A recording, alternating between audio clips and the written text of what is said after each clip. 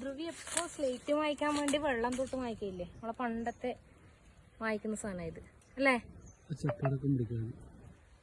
അതാ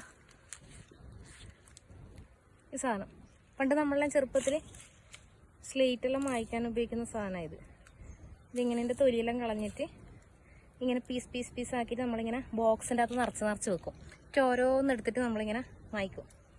നമ്മളെ പണ്ടത്തെ സ്ലേറ്റ് വായിക്കും. പിന്നെ നമ്മളെ ശംഖുപുഷ്പം, ഇതാണ് കാട്ടിലെ ശംഖുപുഷ്പം. വേണ്ട പൂ വൃത്തിക്കൊന്ന് കാണിച്ചു കൊടുത്തേ. ഇത് നമ്മുടെ നാട്ടിലെല്ലാം കാണുന്ന നല്ല ഡാർക്ക് ബ്ലൂ കളറല്ലേ, ഇതാണ് കാട്ടിലെ ശംഖുപുഷ്പം എന്ന് നമ്മൾ പറയുന്നത് കേട്ടോ. ശംഖുപുഷ്പത്തിൻ്റെ അതേ മോഡലാണ് ഈ പൂവ്. ഇത് ലൈറ്റ് വയലറ്റ് കളറ്.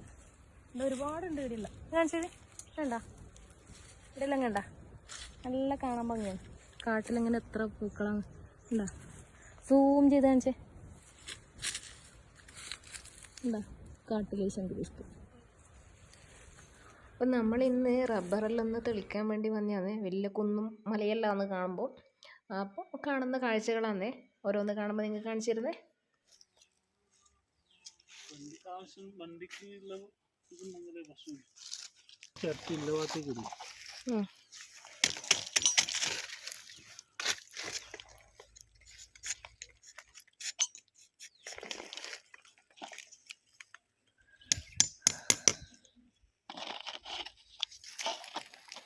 വീടിൽ നല്ല നിരപ്പ് സ്ഥലമാണ്, കുറച്ച് താഴോട്ടെത്തുമ്പോഴത്തേക്കാണ് അല്ലേ?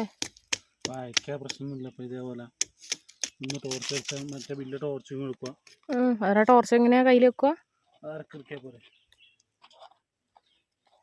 അരക്ക് മറ്റേ പണ്ടത്തെ കച്ചവെള്ളം കിട്ടി കിട്ടിയിട്ട്